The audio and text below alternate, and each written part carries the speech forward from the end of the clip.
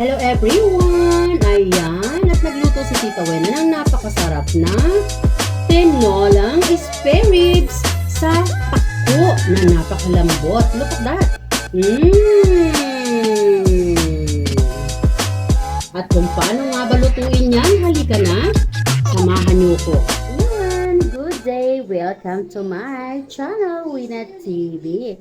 At ayan, halika at nag-crave si Tita Wena ng spare ribs na ating lulutuin sa pako. At alam nyo ba ang method na to? This is method of Tita Wena. Yes, ayan.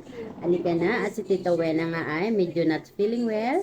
So ayan, halika at gagawa tayo ng soup na spare ribs. Ayan. At meron nga ako ditong spare ribs na marinated. Ito. Ayan, 1 kilo at kalahati yan. Ayan, hahatiin lang natin. At palalambutin natin sa pressure cooker. Ayan, lulutuin natin. Parang tinola style, no? So, tingnan nyo yung hitsura ko. Very sluggish kasi I'm not really feeling well today. Yeah, so kaya I'm not in a good mood to put any makeup in my face. So, very natural. Hayaan nyo na. Ayan talaga yan. Minsan, we're not feeling well, no? So, we are not doing anything else into ourselves. But cooking for our family, a nice food. Halika na, samahan nyo ko at tayo ay magluto.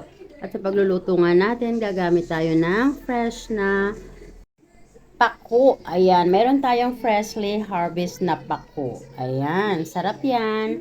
So, yan ang sasahog natin sa ating spare ribs. At dito nga ay meron pa akong kaputol na patola. Sayang naman, no? So, isasama natin yan.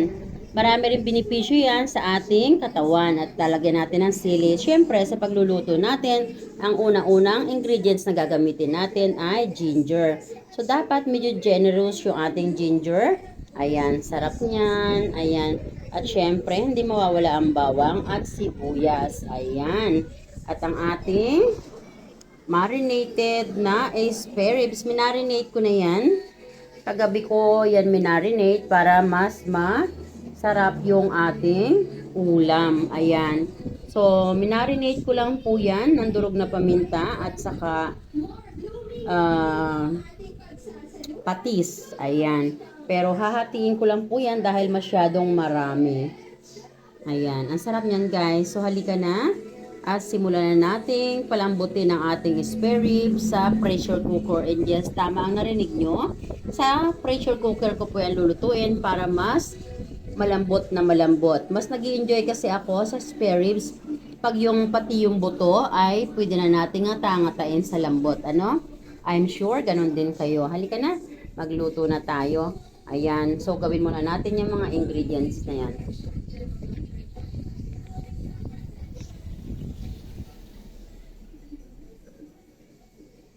So, ayan na nga mga best.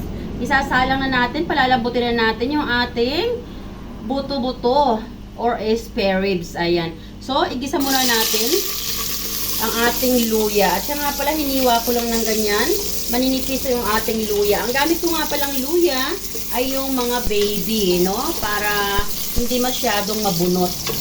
Ayan. Pagkatapos nga natin ilagay yung luya, isunod na natin yung ating garlic.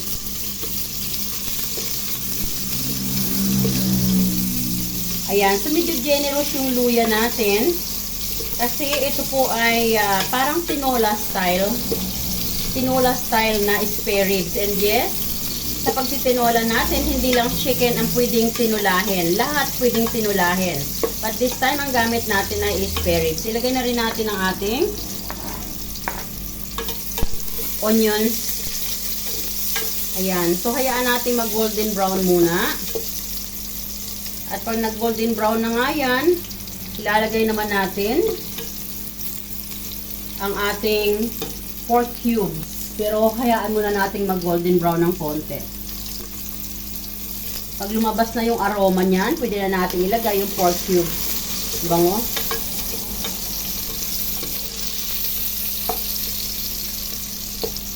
So ayan, medyo nag-golden brown na siya. Ilagay na natin yung ating pork cubes. And yan, pwede na natin ilagay yung ating marinated na pork spare ribs. Ayan, sabi ko kanina hindi ko uubusin, no? Pero inubos ko na, guys. Para hanggang mamayang gabi na rin namin ulam to. Ayan, ang bango. Grabe. Ayan, guys. Alam nyo ba, napaka-advantage pag yung minarinate natin yung ating lulutuin. Kasi yung lasa niya, magsusok siya sa loob. Ayan, bango, guys. Ayan. So, halu-haluin lang. And yes, now ay maglalagay ako ulit ng durog na paminta. Kayo na lang mag-adjust, guys, sa kung gaano karami.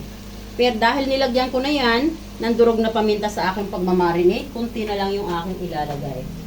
And now, maglalagay naman ako ng partner ko sa kusina, Ginisa Mix. Hindi po ito sponsor, pero of course, I'm waiting kung gusto niya akong suportahan.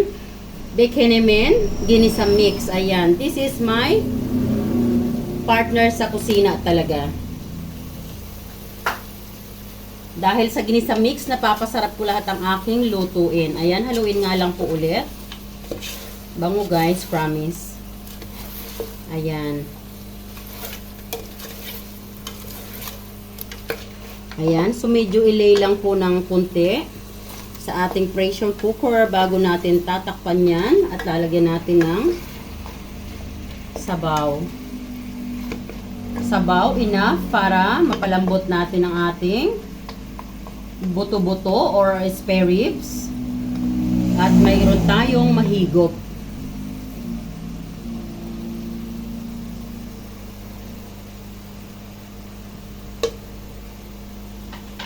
Yan mga best, dahil yung ating spare ribs ay 1 kilo at kalahati na malalaking chop, maglalagay tayo ng 650 ml of mineral water. Enough para mapalambot yung ating spare ribs na pwede nang ngatain yung buto. 'Di ba? Mas masarap yung ganon, yung malambot na malambot yung spare ribs. Tapos, yung kaya mo nang ngatain yung mga buto, 'di ba? Alam ba natin, yung mga buto-buto, yung mga Chinese nga pinagpapalambot ng mga buto-buto, normally yung meat hindi nila nakakain, yung sabaw lang talaga ang kinukuha nila. You know why?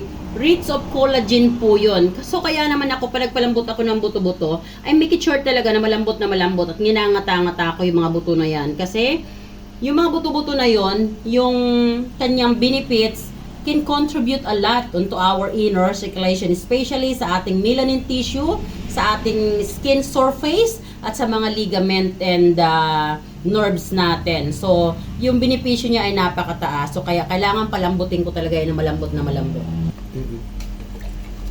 So, ayan mga guys, pagkalagay nga natin ng sabaw, ayan, bago natin takpan, haluin natin once again, para sa ating pagigisa, kung may mga nagdumikit na ingredients sa ilalim, hindi sila matuluyang masunog. So, ayan, haluin muna, haluin, para mas maganda yung texture na kalabasan ng ating lulutuin. Ayan, at pwede na nga po natin yan takpan. So, ayan mga best, takpan na natin yung ating pressure cooker. So, narinig nyo yung sounds na yung tick. Ayan, so sa pag-pressure cook pala natin, always remember, ito dapat ay flexible. And this too, dapat naman ito ay very, very tight ha, para maiwasan ng explosion. Let's take note na ang pressure cooker po ay magandang best friend sa kusina. Mabilis na katulong, mabilis na lutuan. Pero, very dangerous din kung hindi natin alam gamitin. So, let's always remember na dapat tama yung paggamit para hindi mag-cause ng injury sa atin, no? So, ayan. So, see you again later. Ipi-pressure cook natin ito at magka-count tayo ng 8 to 10 minutes. Ayan. So, pero bago tayo mag-count ng timing, hintayin muna natin yung sizzle time. At pag nag-sizzle na nga yan, doon tayo mag-i-start mag-count ng 8 to 10 minutes. Ayan. So, see you again later. Stay put.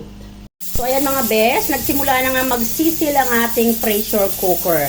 And yes, from now onwards, mag-count na tayo ng 8 minutes to 10 minutes. Yes, 10 minutes close is more better kasi mas malambot na yung ating buto-buto. Pwede mo nang ngatain yung buto. Ayan. So, 8 minutes. Ang malambot lang po nun ay yung ating meat. Ayan. So, kung gusto nyo mas malambot ang buto-buto, and then, i-close nyo na ng 10 minutes. Ayan. So, let's begin to count. So, ayan mga best. After 10 minutes nga ng ating pagpi-pressure cook sa ating pork spare ribs, ay ito na siya. Oh, umaalog-alog sa lambot. Ayan. Siyempre, kinoldan muna natin yan. At ngayon, sinalang ulit natin sa apoy. At ngayon naman ay ilalagay na natin yung ating mga gulay. Ayan muna natin yung ating natira na patola. Ayan. At ilalagay ko na nga rin yung ating green chili. Pagkatapos ko nga ilagay ng patola, ilalagay ko na rin yung ating pako. Ayan. So make it sure guys ha, yung pako kahit freshly harvest, hugasan natin. Oo. Kasi kahit pa nga tayo ay nasa province, still may gabok. Gabok is everywhere. Yes. Ayan. And then, huwag na nating haluin yan. Ilubog-lubog lang natin, guys. Ayan. So, I guess, wala na tayong hahalo ulit. Wala na tayong idadagdag na ingredients. Kasi, earlier, naglagay na tayo lahat ng mga ingredients na kailangan nating mapasarap ang ating tinolang spare ribs with pako. Yes, ayun. Bangon-bangon nito guys, promise. Talaga naman. O, diba? Kahit masama ang pakiramdam ni Tita Wena, pag ganito ang ulam, talaga namang mapapayami dabado ka. Ayan, at alam nyo ba, yung ating spare ribs, napakalambot.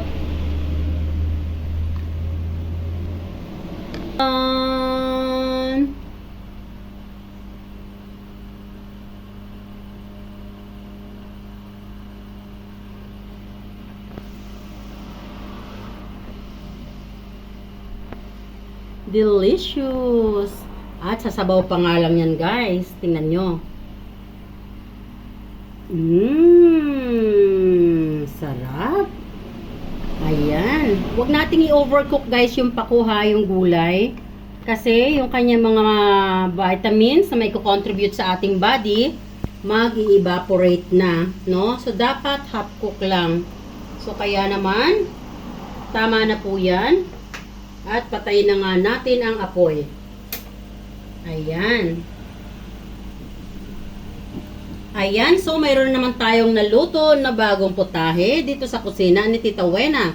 Ito ang tinola na spare ribs sa pako ni Tita Wena. At sa mga hindi pa nga po nakakapag-subscribe dyan sa aking YouTube channel, kung ikaw ay bago at napadaan sa aking YouTube channel, please consider subscribe and write down a little bit longer comment for my revenue. And also, please share this video. And also, don't forget to hit the notification para lagi kayong updated sa mga simple na post na aking i-upload. Ayan, salamat na muli guys.